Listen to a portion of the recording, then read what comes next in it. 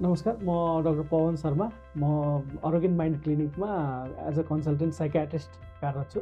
So आज हामी panic attack र प्यानिक डिसअर्डरको बारेमा कुरा गर्छौँ।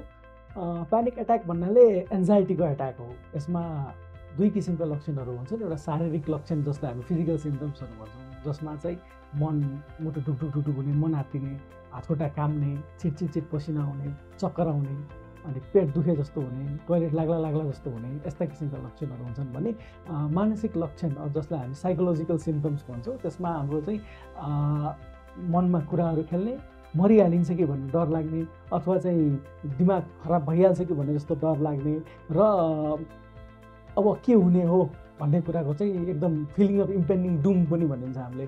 त्यस्तो खालका लक्षणहरू आउँछन्।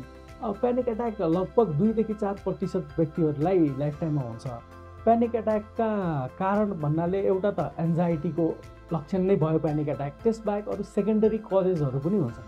जस्तै हार्ट एट्याकमा पनि प्यानिक एट्याक हुनसक्छ, आस्थमामा हुनसक्छ, त्यसै गरी माइटल भल्भ प्रोल्याप्समा हुनसक्छ, थाइरोइडको समस्यामा पनि प्यानिक एट्याकहरू हुन्छ।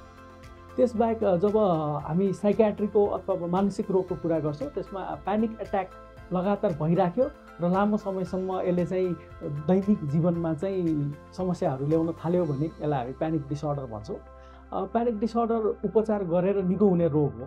यसमा प्यानिक एट्याक हुँदाखेरिलाई चाहिँ खाने औषधि एक प्रकारको हुन्छ भने अब नआओस् प्यानिक एट्याक अथवा प्यानिक डिसअर्डरको उपचारको लागि गरिने औषधि अर्को एक प्रकारको हुन्छ।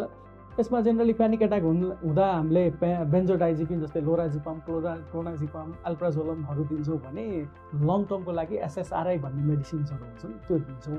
यसबाहेक हाम्रो प्यानिक एट्याकको लागि काउन्सिलिङ अथवा साइकोथेरापीले पनि धेरै मद्दत गर्दछ।